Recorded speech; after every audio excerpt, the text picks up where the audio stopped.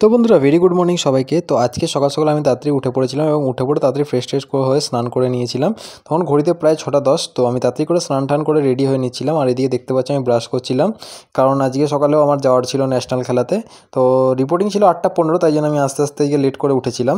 তো এরপর তাড়াতাড়ি করে ব্রাশ ট্রাশ করে খেয়ে দিয়ে আমি বেরিয়ে পড়ি on the way to Kolkata, কারণ মামার বাড়ির থেকে লোকেশন ছিল প্রায় 40 কিলোমিটার। তো 40 কিলোমিটার আমি গাড়ি চালিয়ে যাচ্ছিলাম।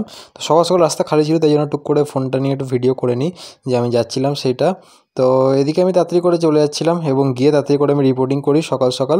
তখনও কেউ সেরকমভাবে আসেনি, বেশি লোক আসেনি। তো এদিকে আমি এই জন্য বসেছিলাম এবং ওয়েট করছিলাম সবার আসার জন্য। তারপরে সবাই আসার পর চলে যাই সকালে ব্রেকফাস্ট করতে। তারপরে ব্রেকফাস্ট খেয়ে চলে যাই আমরা জাজিং করতে, এবং আজকে জাজিংয়ে খুবই অল্টারনেটিভভাবে চলছিল, যার জন্য বেশি ভিডিও করতে পারিনি আমি। তো তারপরে যা হোক করে একটু ভিডিও করে নিই, তারপরে আমাদেরকে একটু নিম্বু পানি দেয় এবং তারপরে আমি করে নিই লাঞ্চ। আমরা এই লাঞ্চের জায়গাটা আমাদের ছিল বুফে সিস্টেমে, আর এই ভাইটা আমার সাথে লাঞ্চ করছিল। তারপরে বিকেলের স্ন্যাক্সে ছিল আজকে ম্যাগি। তারপরে বেরিয়ে পড়ি আমি বাড়ির রাস্তার দিকে।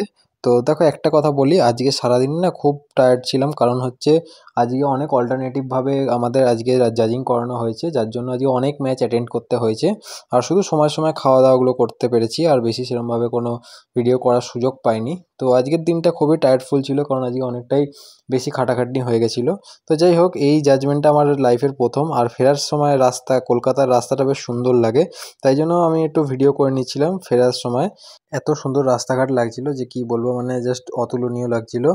আর মানে আমি যেহেতু কলকাতা বেশি আসা যাওয়া করি না, তাই জন্য এই ছোট ছোট ভিডিওগুলোই আমার জন্য একটা স্মৃতি হয়ে থাকবে, তাই জন্য একটু ভিডিও করে নিচ্ছিলাম। এরপরে তাড়াতাড়ি প্রায় 1.5 ঘন্টা গাড়ি চালানোর পর চলে আসি মার বাড়িতে, এবং বাড়ি এসে দেখতেই পাচ্ছি পুরো টায়ার্ড হয়ে যাই। আর বাড়ি ঢুকি প্রায় 9টা 20-র দিকে।